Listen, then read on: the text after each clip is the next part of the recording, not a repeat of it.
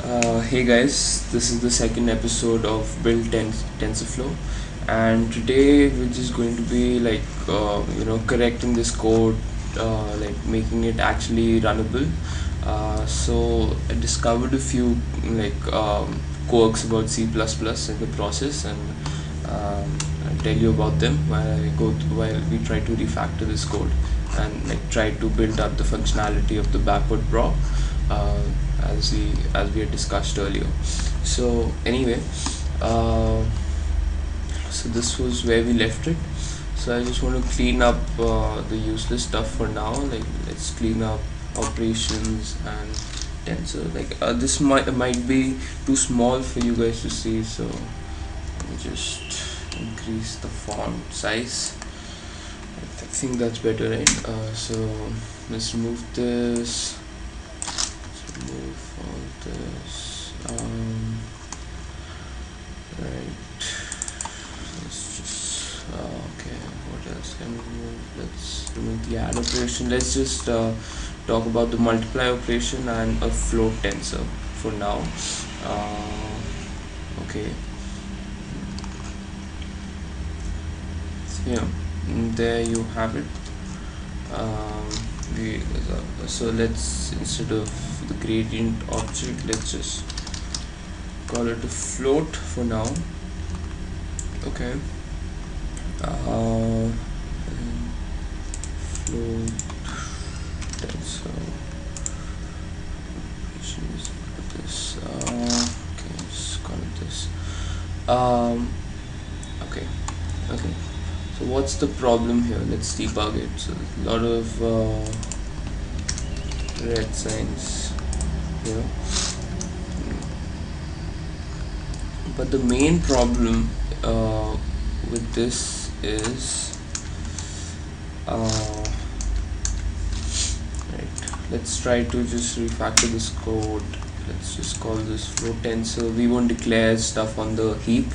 So when we declare on the heap, this is a heap declaration. So I will just declare on the stack.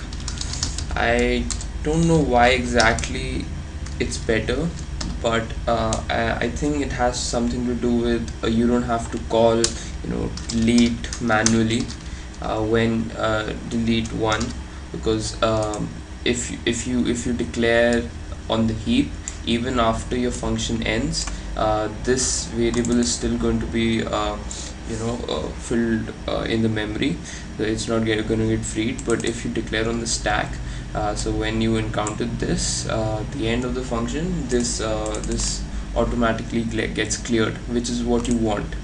So let's declare on the heap, right, and do, let's say 4. Okay.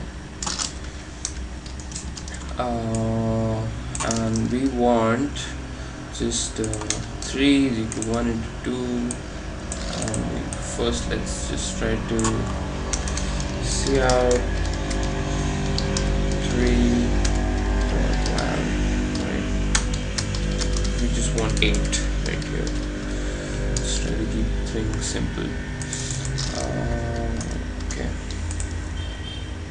so will this work? Let's see now. This dot, let's say this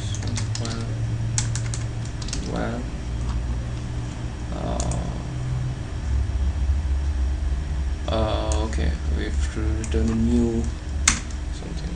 Do you return let's say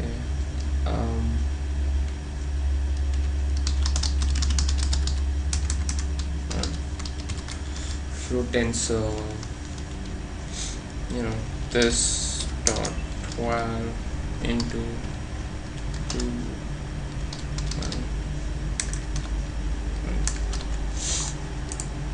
This should work, right?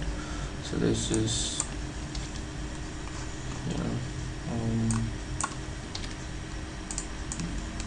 let's just keep this out for now. So we just have a float tensor, and just let's just check this functionality right now. So the way you actually run this is through this command g++ sdc ++11 that defines what version of C++ we're using, and the file name, which is main.cpp, and main is our output, the bin file, the executable file. So anyway, so that compiles. 8. Yep, we're good. Now what we want to do is, instead of computing it here, we want to create a multiply node. If you remember, in the last lecture I explained that TensorFlow has a computational graph full of nodes, which are your operations like a multiplication or a divide, and your edges are your data, which are these float tensors or tensors. Okay, so we need to create like this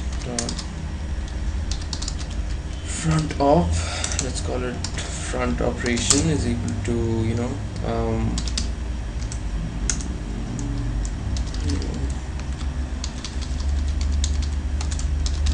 multiplication operation, right? And what we want to give is our two tensors,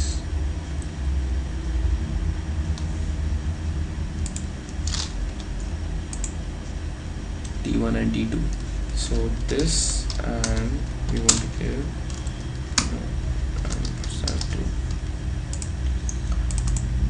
multiplication front of multiply operation, sorry, multiply operation. Let's just call this multiply operation star front of.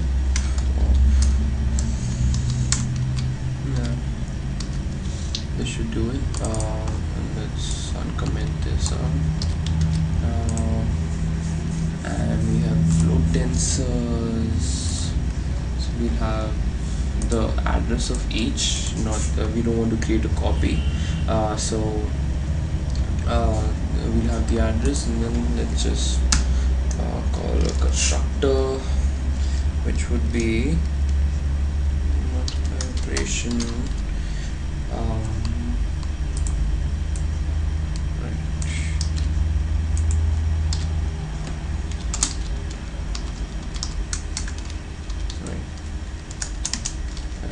just call T1, T1, this T2, right?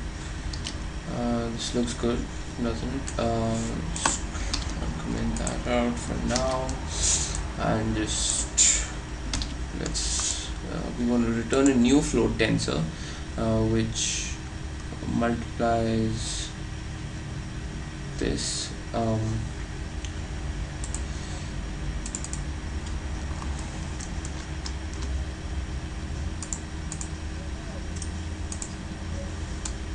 okay. So float tensor, we need to create a constructor, right, for this. Alright, so let's just create one.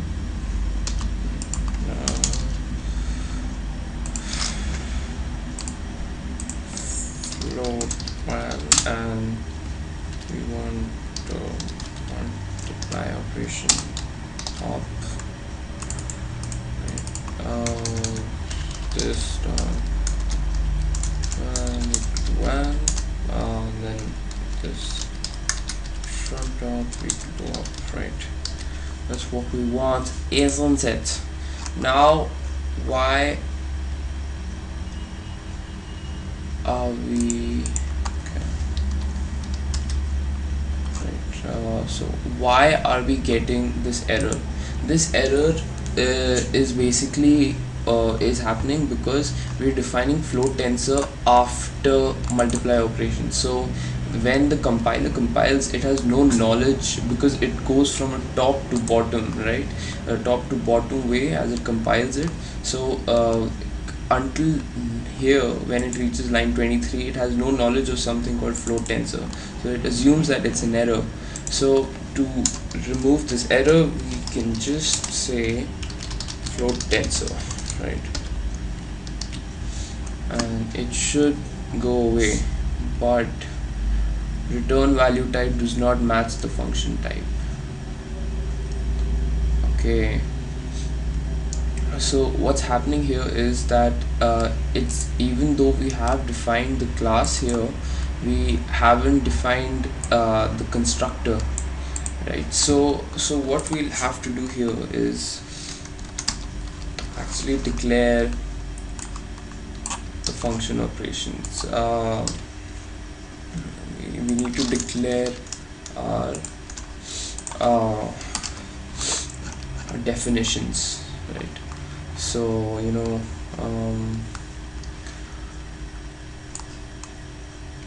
declare this public constructor, then we might even declare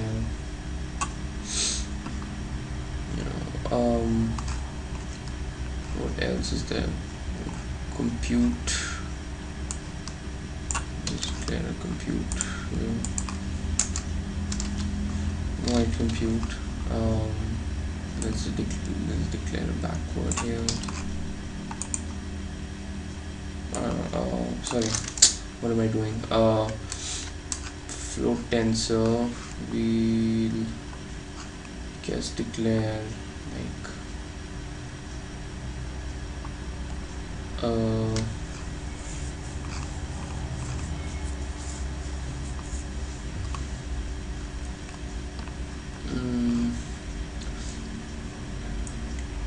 okay, so what we should do here is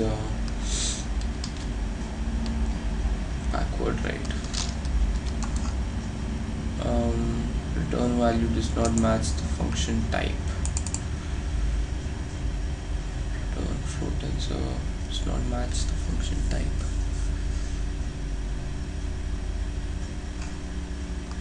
Okay, let's do this.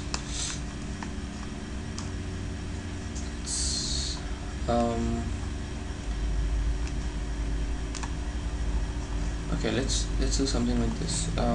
Let's remove this and let's copy all of this and paste it here, right? It works. What's wrong? Return new void. Oh, okay, this is not error. Okay, D1, this D1 dot one, this D2 dot one. Okay, does this make sense? Yep, we've got no errors now, finally. So let's see if this works. And this works. Okay, let's try to compile it. Nope, something is wrong. We got an error. Multiply operation does not have a type. Multiply operation has not been declared, because we're encountering the same problem that I just talked about. When you actually run this line, the compiler has no knowledge of multiply operation, right? So we need to forward declare it. So this is something called forward declaration. Let's see if that works. It shouldn't, because we'll have to declare the function also. Okay, so at least the errors are like minimized. So we have invalid use of incomplete type. Okay, so it does not know of a constructor which has these two parameters, right?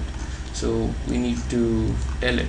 right? So let's separate out our definitions and our declarations. So let's just declare everything here, but let's not define stuff. So let's leave this here, and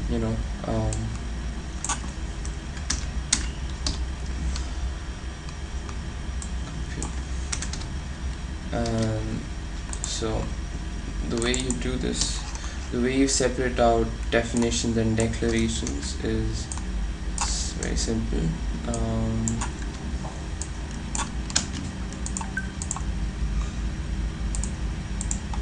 Just paste the class name and two colons. This should work. Compute declaration is incompatible with error time multiply operation declared at line 13. Why? What's up? Why is this happening? Declaration is incompatible.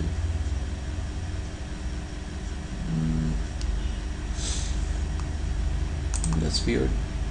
Okay. Oh, right. So we need to forward declare it. Now the error should go away. Yeah, it went away.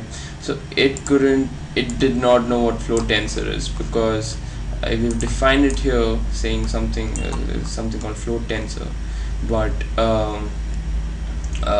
it doesn't know anything, right? Because always think of the compiler going top from bottom. This is a really hairy issue in C++. So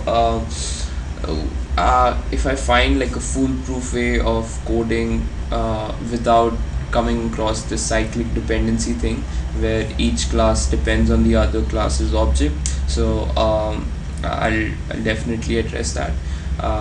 If you guys find anything, I'd be really glad to know what solutions you have for this cyclic dependency. So I've just forward declared it. Okay, so let's run this thing, finally get something working. Let's do anything. Okay, it compiles finally 8. So 2 into 4 is equal to 8. That's right. So what's happening here is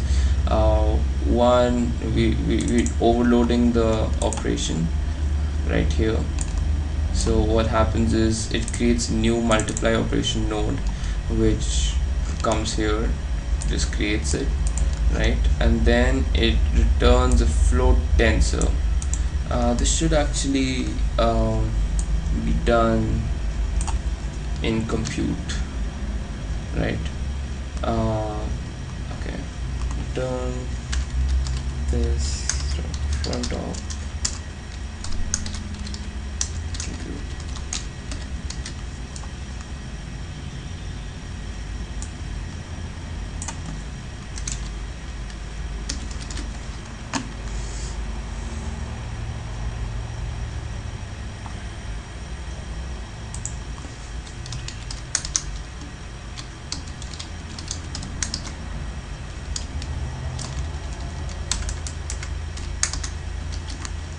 Alright, does this make sense? Yep.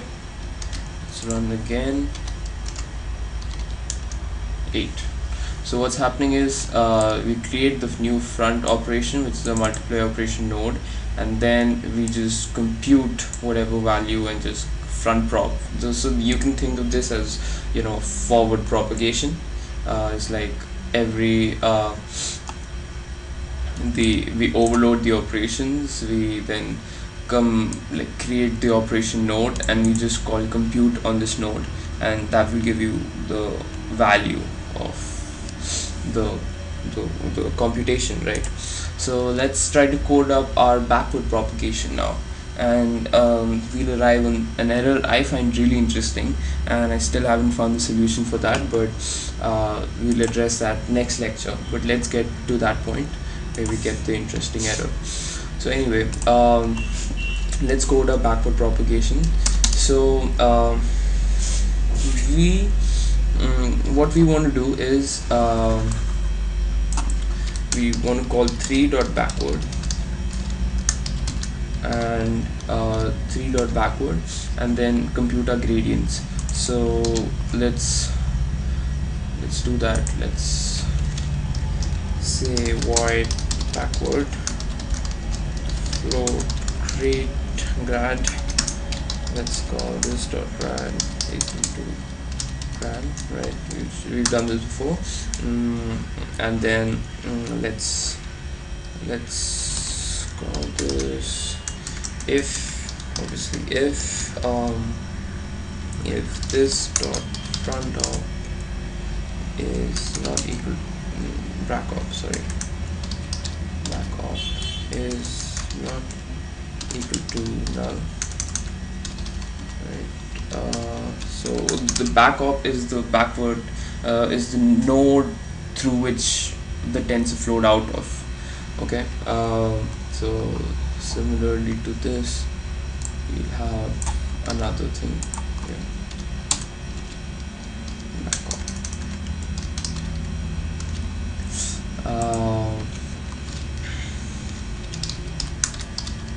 Backup.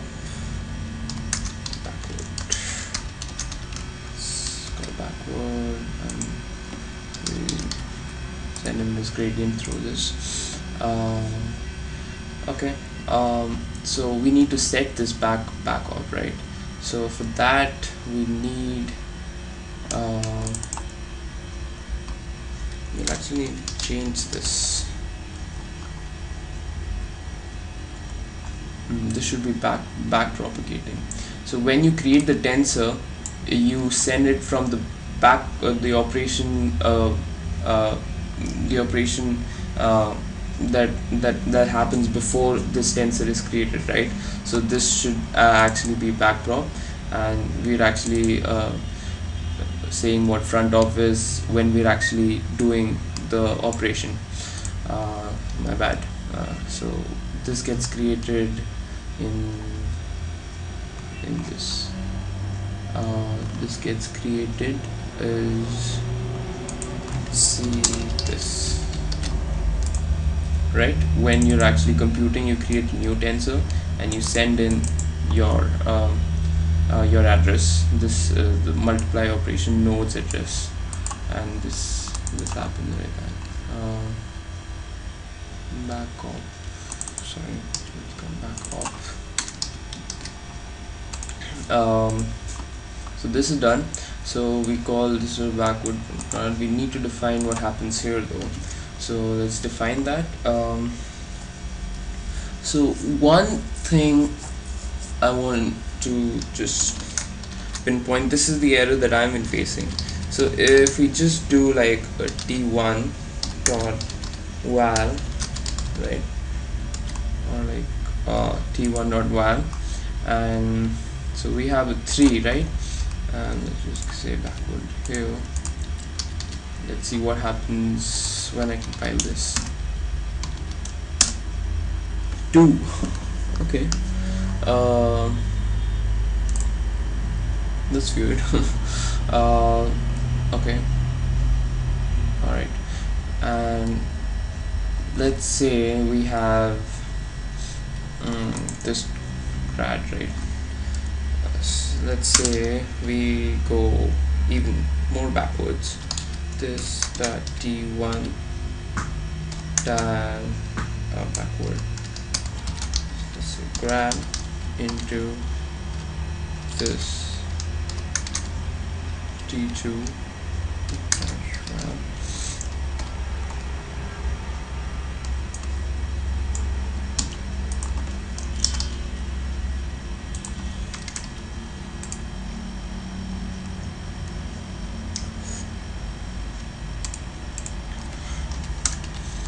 So this was like the switching case. Sorry, I'm so used to Python. I always make this mistake. So this is a switching case where gradients with the opposite tensor. Okay. addressed this in the last lecture, and if you're unclear about what backward propagation is, I highly recommend you watch Andrei Karpathy's CS231 lecture on back propagation. It's a 2-hour lecture, but it's really clear, like as to how backward propagation actually occurs in terms of a computational graph, which is what we're trying to replicate here. So anyway, I just wanted to, so this will go backwards, this will come back here, right? This will give the grad, but the back off will be null in this case, right? That's the default value. So then it will stop, right? Let's see if this happens. This is good. Let's see. I'm not sure this will work. Segmentation fault code dumped. Yep, so this is the case that I've been talking about. This is really weird to me. Why is this happening? So if I just print this out, 2, right? And if I print T2 out, this should give 4, right? 1. Why is this happening? So T2 is what we get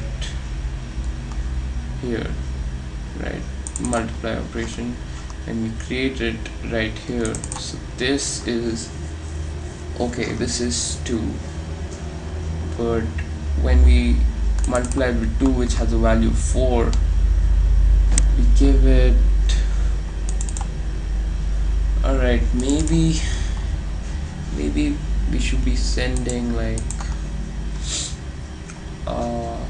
maybe this is creating a copy and this is not the actual 2, which is what we want. So that's weird, but still shouldn't be an error, right?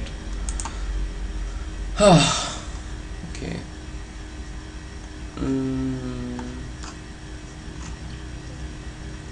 So if we remove this now, so this is still good. Let's say, but what if we do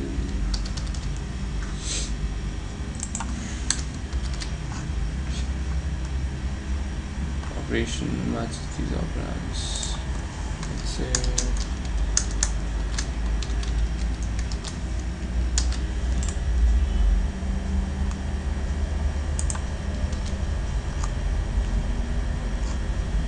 let's try this out.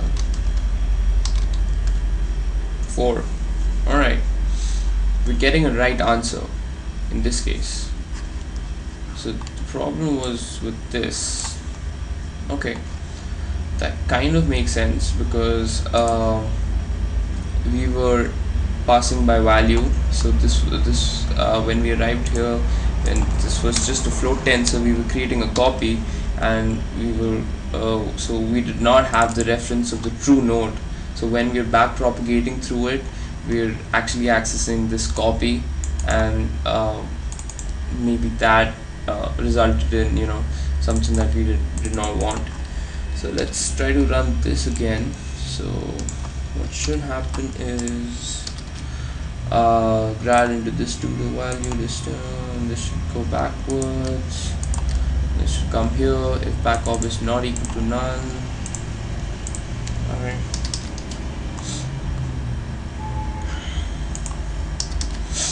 I think this should work. Let's see if this works. And we'll call it a day. Oh, it did work. Alright, let's try to print the values of gradients. So remember, the gradient should be shifted for 1, so 1 into 4 equal to 4. This should be 4, and value of 2. Alright, sorry, I forgot we did not declare it on the heap. It's when you declare it on the on the stack, you can just go dot 1 into 2 should be actually 2. Alright, let's see, and this should of course just be 1, because this is what we're differentiating with respect to. Yes, we are good. So, oh wow, so we did not encounter the error and we actually solved it today, so that's pretty good for me. So we've managed to, you know, code up a basic back propagation code, but we have to make it a lot more extensible, and so that it's easy to, you know, include new operations in it, and then we can go forward and target matrices. Alright, so I'm just quitting the video for now, and I'll try to keep it like down to a maximum of 15 minutes. So anyway, thank you, and have a nice day. Bye bye.